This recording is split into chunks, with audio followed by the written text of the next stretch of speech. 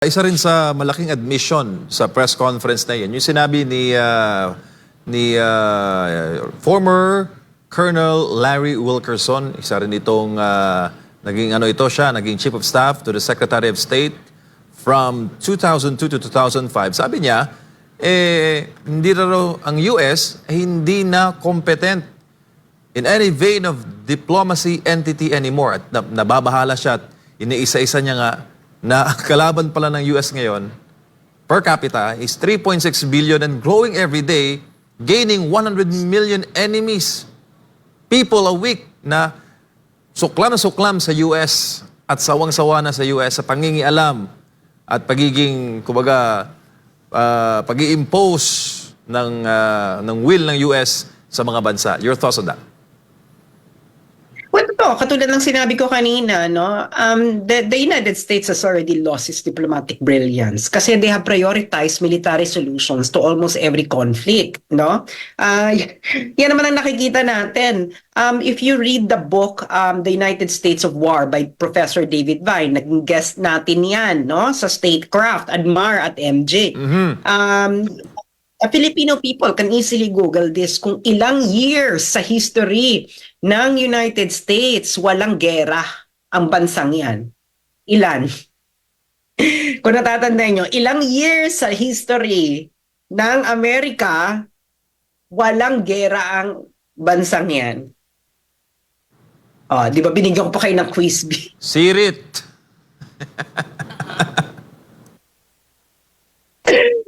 Hindi nyo alam.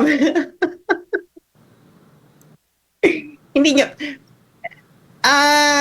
So, since 1790, I think kailan ba nag-founding ng 1790?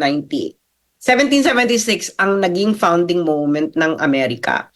So, from 1776, 17 years lang. walang pinatulang gera ng Amerika. Can you imagine from 1776 until now? No, 17 years lang silang walang gera. So bakit ba gusto nilang gera? Kasi kami kumikita. Alam mo kung walang kumikita sa gera, walang gustong magkagera. Hindi ba? Parang kita mo to, no? Tingnan mo tong local natin. Example, itong CPP-MPA. Mawawala ba kayo sa sinabi ko ba ito? Okay lang, go ahead. Di ba?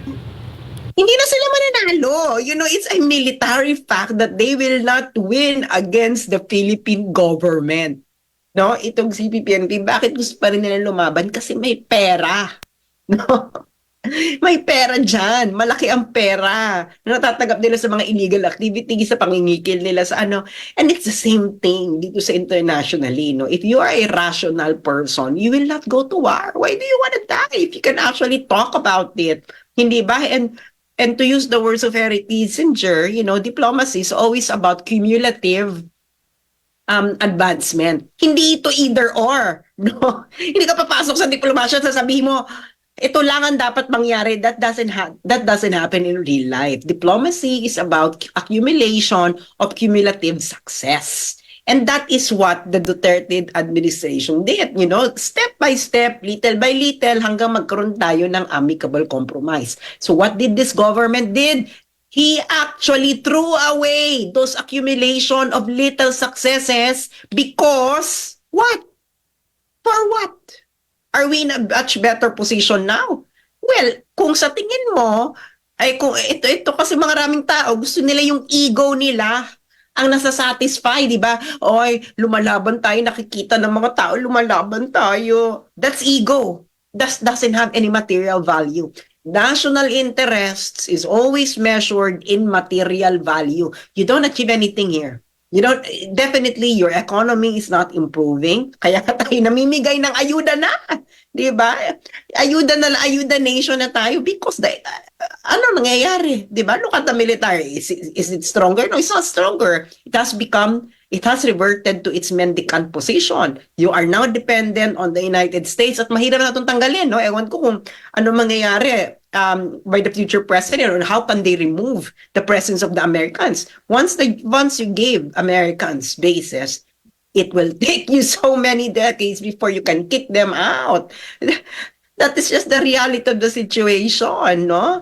Especially if you studied Philippine history.